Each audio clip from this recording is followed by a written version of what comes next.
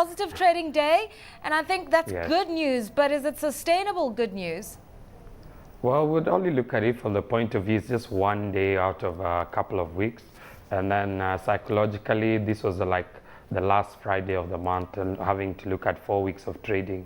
But generally, there's been a lot of sentiment with regards to the ease on the shilling with terms of the pressure between the dollar and the shilling. But given as it may, you notice that most of it, the trading has been influenced not by local investors, but more by foreign investors actually coming into the market in a bigger numbers. All right, and foreigners did flock into Safaricom. Obviously, foreigners always looking for blue chip counters. Safaricom's share price appreciating somewhere in the region of 2.9%. But I mean, Safaricom really needs some kind of a breakthrough. I think many people are saying, you know, we know the stock to have performed in the region of 4.5, and it's almost lost a full shilling in its value. What's going to get it back to those levels that need for it to really proclaim growth? Well, one of the things you notice is that they've actually been currently testing their 4G license, which will more or less move from the platform of 3G to 4G, which is more or less targeting the data market. Because as you notice, voice has really not been as much as it was in the beginning because of the entrance of Airtel and you, who are offering much cheaper calling rates in terms of that. But also going by the economies of scale, there's an intent to partner with another telco company by the name of Telecom Kenya, which is Orange, to share platforms. This is the base stations and infrastructure, which will go forwards in minimizing their costs, their expenses in running these various standalone stations for that matter. So when you look at it from the point of view of one end, you're reducing your expenses. On the other, it's still going to be burdened because testing the 4G license comes also with added expenses for that matter. But our would-be investor is looking at the long term, noticing that this is a company that is ever evolving, that is looking forward as opposed to backwards. Yeah. It's always innovative, and that's one of the things. Then also M-Pesa, they have a very interesting platform because the M-Pesa keeps growing day by day, and value-added services to the M-Pesa, which will make it more versatile and hence more attractive to people to join on board, and which is also a very good revenue stream for them. I mean, Olympia Capital has been experiencing a rally. Obviously, I think it speaks very much to the fact that there's renewed interest in building materials with a boom in construction, supported by figures we saw yesterday for the mortgage financier. But this company in particular, it's coming back from a loss-making position to a positive position. Talk to us about the traction. Well, if you look at it, some time back, about around 2006, they made a decision to buy into two companies in South Africa, one I believe Natwood and the other one Yakomo, which were more or less within the industry, one for furniture, the other for accessories, the curtains and what have you. And the whole idea was to buy into these companies because construction boom was going to happen within the South African economy. Then the 2008, we had the economic slump worldwide, which affected markets generally.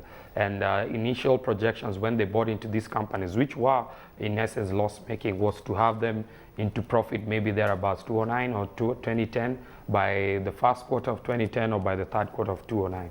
But this did not augur well for them in terms of the way their books were balanced, because the companies, when they purchased them, they were in debt, and some of the institutions that they were dealing with, the banks for that matter, were actually pushing for them to be liquidated for that matter in terms of because of debt owed. But when Olympia decided to take the decision of shedding them off, I believe they made that decision sometime early this year, the rallying call has been actually a very, very interesting one, because all of a sudden investors have looked forward to a company a couple of years back which made a loss of 13 million, which is now making a profit of 14 million from revenues of about 666 million. They're looking at it that, oh well, and with regards to the growing construction market in Kenya and within the East African economy, and you also have to look at that it's also still in Botswana. So I guess it's just the way investors have looked at it. They're like, okay, this company has decision makers who management has realized that yes, we made a mistake, we are willing to admit to it, and these are the steps we are making to move forward and bring back the company to profitability. I mean, obviously equity was fairly flat today, but we do know they're coming out with results next week. They are a top performing bank. They are a bank which is regarded as a blue chip. Many foreigners love it. But what are you expecting by way of equities results and what this might be indicating for the banking sector in general, because apparently investors are quite worried about what sort of banking results they'll be seeing. Yeah, well, if you go by the trend that they have, the past quarters when they've announced their results, they've actually not been a disappointing end of it from the terms of profit that they've generated. But also Equity has realized that their market is no longer just Kenya. They cannot rely on the same model that they did for a couple of years. And they went a few steps further, just like KCB, to venture into the wider East African market. There's a recently new Republic of Southern Sudan where they have a major presence. There's a major presence in Uganda.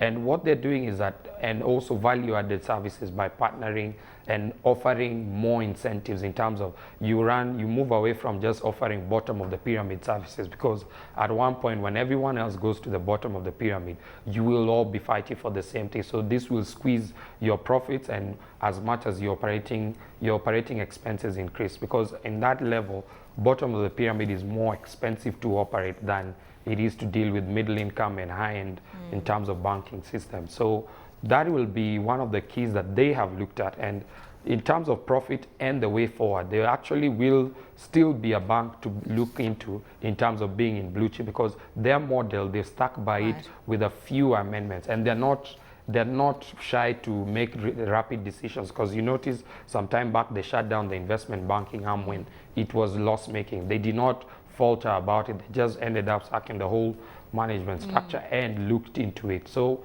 I would not be too worried, but I'd also say diversify. Do not just settle on one, because that would not help in terms of your overall portfolio in investing.